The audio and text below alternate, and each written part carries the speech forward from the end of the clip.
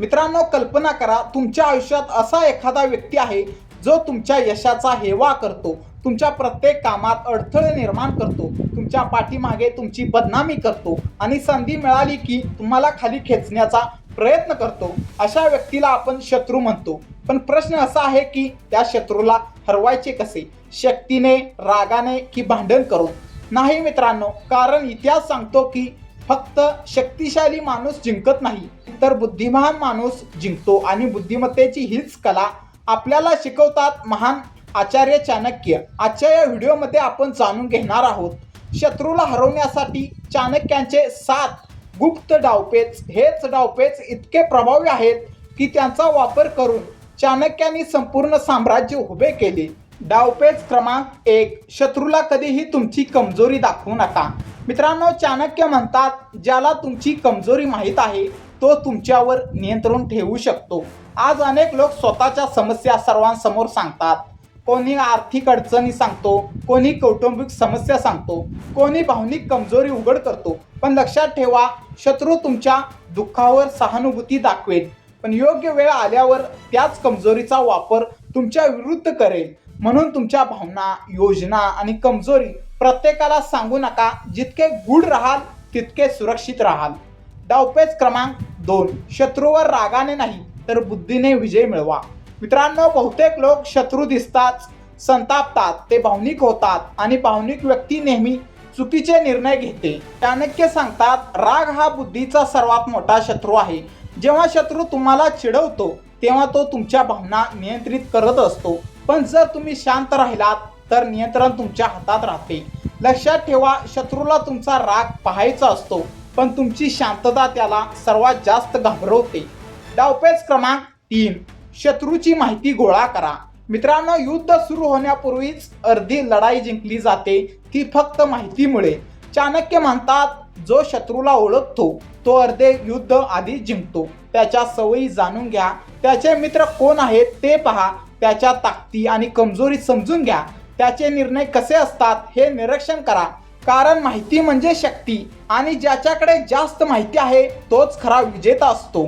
डावपेच क्रमांक 4, योग्य वेळेची वाट पहा. मित्रांनो, अनेक लोक घाई करतात आणि घाईमुळे पराभूत होतात. चाणक्य सांगतात, सिंह देखील शिकार करताना योग्य क्षणाची वाट पाहतो.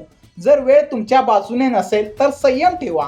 शत्रू स्वतः चुका करेल. बहुतेक लोक स्वतःच्या अहंकारामुळे नष्ट होतात. तुम्हाला फक्त योग्य संधी ओळखायची आहे. वेळ येईपर्यंत शांत राहा आणि योग्य क्षणी निर्णायक पाऊल उचला. डावपेच क्रमांक 5, तुमची ताकद सतत वाढवत राहा. मित्रांनो, सर्वात मोठा बदला कोणता? तर तो यश. होय मित्रांनो, जेव्हा तुम्ही यशस्वी होता तेव्हा तुमचे शत्रू आपोआप कमकुवत होतात. म्हणून वेळ वाया घालवू नका. ज्ञान वाढवा, कौशल्य वाढवा, आरोग्य सुधारवा, आर्थिक स्थिती मजबूत करा, तुमचे व्यक्तिमत्व विकसित करा. जेव्हा तुम्ही दररोज स्वतःला चांगले बनवता तेव्हा शत्रूशी लढण्याची गरजही पडत नाही, कारण तुम्ही इतके पुढे निघून जाता की तो तुम्हाला पकडू शकत नाही. डावपेच क्रमांक 6, शत्रूच्या मनात संभ्रम निर्माण करा. मित्रांनो, चाणक्य नीतीमध्ये एक महत्त्वाचा सिद्धांत आहे, कधी कधी शत्रूला थेट हरवण्यापेक्षा त्याला गोंधळात टाकणे अधिक प्रभावी असते. तुमच्या सर्व योजना उघड करू नका, प्रत्येक पाऊल जाहीर करू नका. शत्रूला समजू देऊ नका की तुम्ही पुढे काय करणार आहात. अनिश्चितता ही एक शक्तिशाली रणनीती आहे, कारण गोंधळलेला शत्रू चुकीचे निर्णय घेतो आणि चुकीचे निर्णय त्याचा पराभव निश्चित करतात. डावपेच क्रमांक 7, कधी लढायचे आणि कधी दुर्लक्ष करायचे हे शिका. मित्रांनो, प्रत्येक युद्ध लढणे आवश्यक नसते. काही लोक इतके क्षुल्लक असतात की त्यांच्यावर वेळ खर्च करणे म्हणजे स्वतःचे नुकसान करणे. चाणक्य सांगतात, मूर्ख व्यक्तीसोबत वाद घालू नका, कारण लोकांना तुमच्यात आणि त्याच्यात फरक दिसणार नाही. काही शत्रूंना उत्तर देणे आवश्यक असते, पण काहींना दुर्लक्ष करणे सर्वात मोठा पराभव असतो. जेव्हा तुम्ही त्यांच्याकडे लक्ष देत नाही तेव्हा त्यांचे महत्त्व आपोआप कमी होते. मित्रांनो, शत्रूला हरवणे म्हणजे त्याचा नाश करणे नाही.